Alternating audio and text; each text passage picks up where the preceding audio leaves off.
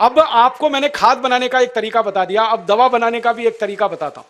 ये खाद तो आप खेत में डालोगे, बहुत उत्पादन मिलेगा, लेकिन अगर आपका पड़ोसी किसान ये खाद नहीं डाल रहा है तो एक गड़बड़ी होगी, उसके खेत में कीड़े लगेंगे। जिस खेत में यूरिया पड़ता है कीड़े उसी खेत में लगते, जहां डीएपी लगता है सबसे ज्यादा फसल को बर्बादी उसी खेत में आती है। तो पड़ोस का किसान नहीं माना, वो यूरिया डालेगा, कीड़ा उसके खेत में आएगा, फिर वो आपके खेत में भी घुस सकता है, क्योंकि कोई बाउंड्री तो बनाई नहीं है आपने। तो कीड़े मारने के लिए क्या करेंगे फिर? उसके लिए एक दूसरा सूत्र बताता हूं, कीड़े मारने की दवा भी आप खुद बना लो, बाजार से खरीद के लाने की जरूरत नहीं है।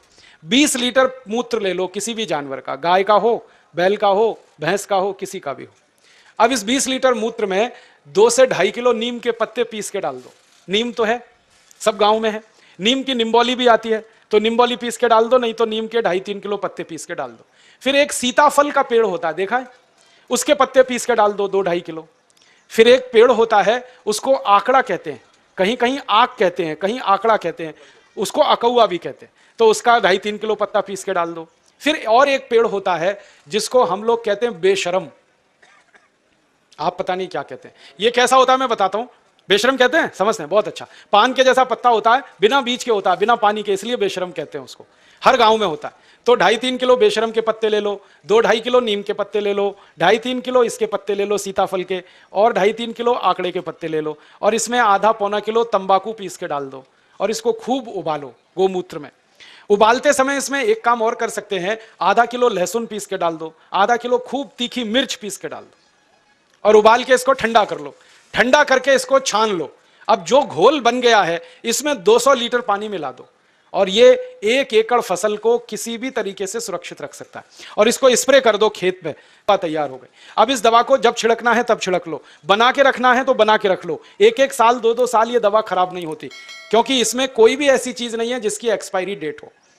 तो कीटनाशक दवा बना लिया और खाद बना लिया। और अब तीसरा एक काम और कर लेना कि बीज जब खेत में डालते हैं तो बीज को खेत में डालने से पहले संस्कारित कर लेना।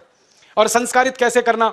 मान लो बीज लगाना है हमको गेहूं का, तो गेहूं का बीज लेना, पहले बीज बोने से 2 दिन पहले उसको 1 किलो गोबर, 1 लीटर मूत्र और 100 ग्राम चूना, चूना आप समझते हो, कलई चूना, 100 ग्राम कलई चूना, 1 किलो गोबर, 1 लीटर मूत्र, ये तीनों को मिला लो।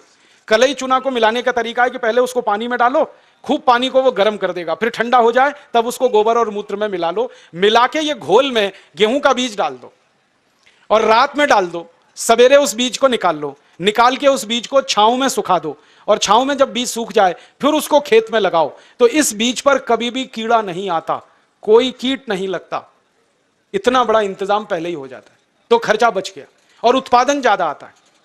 तो बीज संस्कार करके लगाना, खाद बनाने का तरीका बता दिया, कीटनाशक का तरीका बता दिया, और ये तीनों तरीके अगर किसान भाई इस्तेमाल करते हैं तो urea, DAP, super phosphate, endosulfan का 7 लाख करोड़ रुपया साल का हम बचा सकते हैं।